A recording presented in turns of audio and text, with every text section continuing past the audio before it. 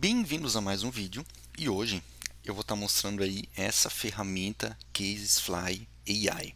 É uma ferramenta aí que eu acabei vendo em um post do LinkedIn e acabou me chamando a atenção, porque a promessa é a seguinte: é geração aí de caso e teste manual, né, e também de teste de aceitação, geração de teste de aceitação para testadores de software. Importante aqui comentar, né, que pela descrição aqui do site, né, ele foi construído baseado aí na API do ChatGPT. Então, eu entendo que o comportamento, né, a forma de como ele vai gerar vai ser muito parecido com o ChatGPT. Eu tenho aí um outro vídeo aí no canal, né, eu até vou deixar a descrição, o link, né, aqui na descrição do vídeo. As primeiras impressões talvez não eram das melhores quando fiz naquela ocasião. Beleza, mas eu não vou aí me precipitar, né, julgar essa ferramenta com base naquela experiência aí. Eu vou tentar ser o mais livre de opiniões passadas possível aqui para julgar essa ferramenta. Né? Então, na verdade, não é exatamente primeiras impressões, né? Eu fiz um breve teste aí dessa ferramenta antes para ver como é que ela se comporta e eu vou mostrar para vocês. Beleza? Legal. Isso aqui, né, é a home do site deles. Beleza? Ele mostra aqui tem um gifzinho aqui, né, de como é que acontece a geração, tal. E tem algumas informações adicionais, né, fazendo propaganda deles, obviamente, beleza? Mas o mais importante aqui para vocês saberem, né, tem a referente ao preço. Então tem um plano grátis aqui que a gente consegue fazer até 3 casos de uso grátis, beleza? Basicamente você clica aqui no Try Now, é um cadastro bem simples, coloca o e-mail, uma senha. Eu acho que a única coisa que aí o nome, se eu não me engano, né, faz o registro. Aí você já é direcionado para a ferramenta em si que faz a geração de caso de teste. Beleza? Vocês vão chegar nessa tela aqui. Aqui, como eu tinha comentado, né, eu tinha feito um teste anteriormente, né, então eu tenho um plano de teste listado aqui. E eu também tinha criado um teste. Só que por algum motivo, que eu não descobri ainda, eu não consigo acessar novamente esse teste. Talvez seja algum bug do site, né? Inclusive, se a gente ver aqui no F12, né, vocês vão ver que tem um erro aqui. Então, eu imagino que esse erro possa estar relacionado a esse comportamento aqui que eu não consigo acessar meu test case criado anteriormente. Bom, mas esse não é o foco, né? Eu quero mostrar aí para vocês como ele faz a geração do caso de teste. Bom, eu vou criar aqui mais um caso de teste, então, para esse plano de teste aqui, né, ele pede aí para criar. Vou criar aqui teste 2, vou salvar o test case, e ele me joga para essa tela aqui. Informações do projeto, né? Então, à primeira vista, me pareceu um pouco confuso, né? Porque ele pede para criar um plano de teste, aí ele pede para criar desculpa, ele pede para criar isso, um plano de teste, depois ele pede para criar um caso de teste, e aí nessa tela aqui ele pede para associar um projeto, né? Dar um nome para o projeto. Me parece um pouco confuso à primeira vista, né? Mas ok, vamos ver aí como ele gera o caso de teste, que é, né, a principal função dele. Beleza? Vou dar um next. Aí interessante aqui, né? Ele pede qual técnica, né, de caso de teste que ele vai utilizar para gerar o meu caso de teste. Então a gente consegue ver aqui a transição de estado, né, que aí é uma bem conhecida, né, inclusive está no material oficial da CTFL. Tabela de decisão, partição de equivalência e análise de valor limite.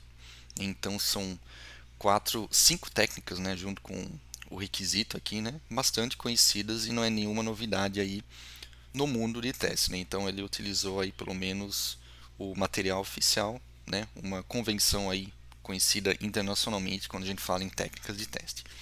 Eu vou utilizar aqui o requirements, né, que basicamente eu acho, né, se a gente for também de novo para o material da CTFL, ele está provavelmente que é a técnica de caso de teste baseada em caso de uso, beleza? Eu imagino que seja isso, ok? Mas aqui ele está falando mais especificamente em requisitos, que no final é parecido também, ok? E aqui, né, eu vou utilizar aqui user story, mas eu poderia aqui utilizar use case também para descrever meu requisito, né? Porque ele precisa ter uma base aí para gerar um caso de teste para a gente. beleza? Então eu vou criar aqui user story 1.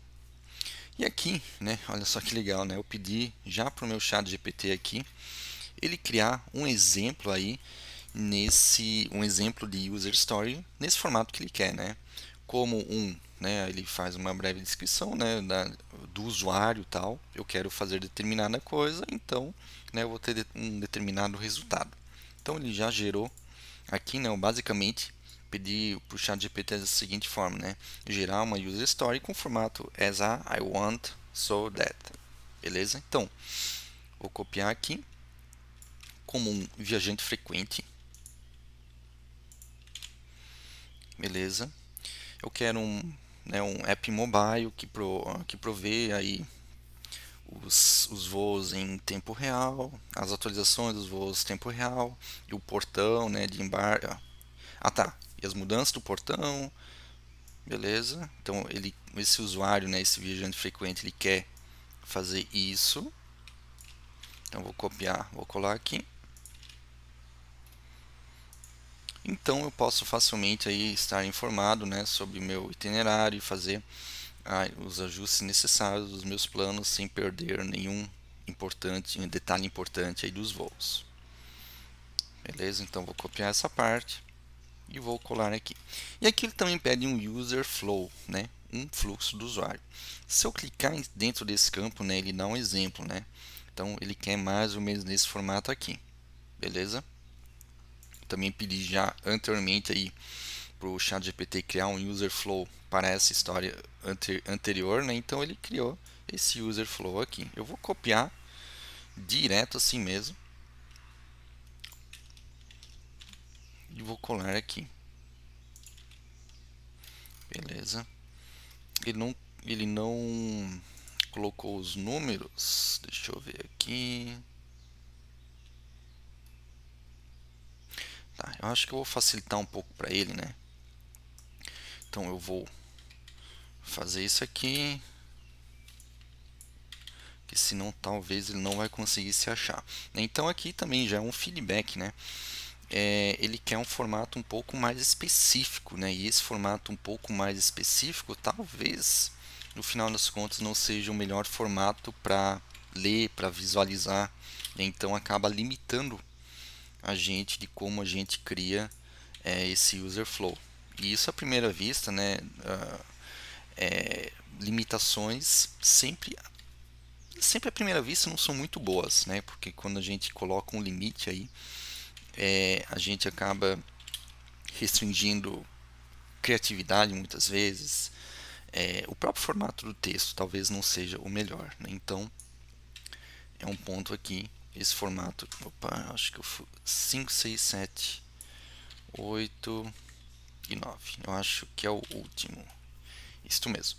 Então, né, eu vou entender que ele deveria já saber aqui como trabalhar com esse user flow e vou dar um next. Beleza? Então, ele fala que está pronto, né? E aqui como o nome dele, né, Cases Fly, então ele fala ali para voar, né? Que seria aí gerando, né, carregando os test cases. Então vamos ver o que ele vai mostrar aí pra gente.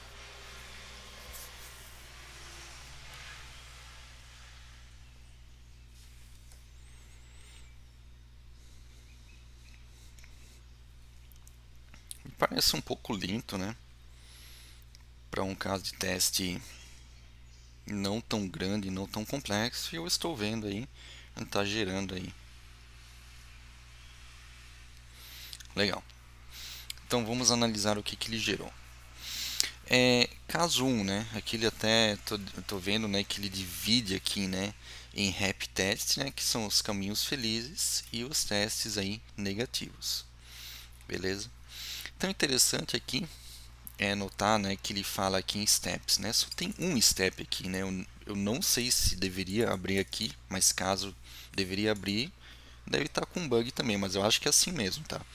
Ele simplesmente aí colocou um step para cada um dos meus casos de teste e para cada um desses steps aí ele colocou um expected result. Por exemplo, abrir um mobile app no smartphone e o meu resultado esperado aí que o app ele abriu com sucesso. beleza? O caso de teste 2 é... Ah, já vi aqui, né? Então aqui ele coloca mais steps, ó. Abrir o mobile app no smartphone e logar aí com usando credenciais válidas, né? Então ele concatena na verdade atrás, né? A visualização aí pode não ser a melhor, mas então realmente ele tem os steps aí criados, né? 1, 2, 3, 4, 5. Tá, beleza. Então não era um bug mesmo, aqui era só um step. Legal, então vamos ver aqui. Usar as credenciais válidas. O usuário foi logado com sucesso e direcionado para o Apps Dashboard.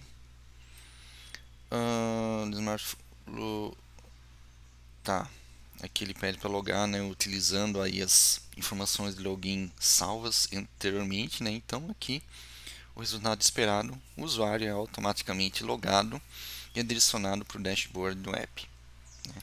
Então vou pegar o maior aqui, né?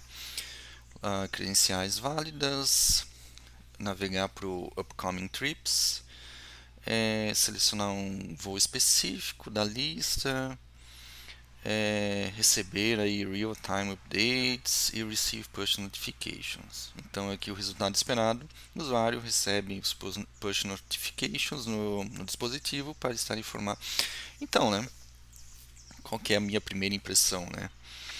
Que são coisas aí bem simples, na verdade, que ele valida, né? Obviamente que ele gerou, de fato, aí um formato de steps, tal, um formato de expected result que a gente poderia utilizar aí num caso de teste real que nós, QAs, faríamos. Só que confiar e talvez utilizar totalmente isso aqui, eu não sei se eu faria, tá? Porque é muito raso, né? Ele basicamente ele usa aquelas informações que eu coloquei anteriormente e trabalha muito especificamente com essas informações, né? Ele não faz nada muito além disso. Então, são casos de teste muito rasos, né? E alguns parecem até ser repetitivos também. Ok, então, à primeira vista, ele ajuda, assim como o chat GPT ajuda. Às vezes também quando a gente está sem muitas ideias, né, de como talvez testar, de como organizar, talvez ele daria alguma ideia. Mas de novo, né, como eu já comentei em outros vídeos também, principalmente no chat GPT, ele nunca, né, pelo menos olhando assim, né, ele não vai substituir aí um QA, ok? Ele vai servir como um apoio para algumas ideias, enfim, para organizar as informações, para evitar talvez um pouco aí do trabalho repetitivo de escrever algumas coisas, né? Mas a ideia do teste em si, de como isso vai estar organizado, com certeza vai ter que permanecer como com o que há. E outra, né? Eu não vi nenhum tipo de integração, então eu teria que copiar isso aqui manualmente, né? Eu vi aqui que tem uma opção de exportar para o Excel, né? Então ele até gerou aqui, mas também não num formato muito interessante, né? Ele também concatenou aqui, ele também colocou os steps aqui um atrás do outro, né? Mas também aí eu acho que não facilita muito, né? Pensando em jogar isso em alguma ferramenta oficial aí de caso de teste, né? E obviamente, né, que como pelo menos eu não vi nenhum tipo de integração, com certeza, né, eu nunca deixaria esses meus casos de teste aqui, né? Porque a visualização não é tão agradável, né? Não consigo executar os casos de teste, né? Então realmente é uma ferramenta apenas aí para gerar e copiar aí sim para o meu caso de teste que deveria ser, beleza? Bom, seria isso, né? Essas minhas primeiras, segundas impressões dessa ferramenta, né? Então, ela pode auxiliar de fato em alguma coisa, mas aí eu até talvez preferiria ainda o chat GPT. Inclusive, vamos fazer um teste aí, né? Vamos pedir para ele gerar caso de teste usando esse user flow aqui, né? Vamos ver se ele vai fazer alguma coisa parecida. Uhum. É, é um pouquinho diferente, né? O formato aí que ele gerou comparado com essa ferramenta aqui, né? Mas eu ainda assim eu acho que eu preferi o ChatGPT aí pela facilidade, né?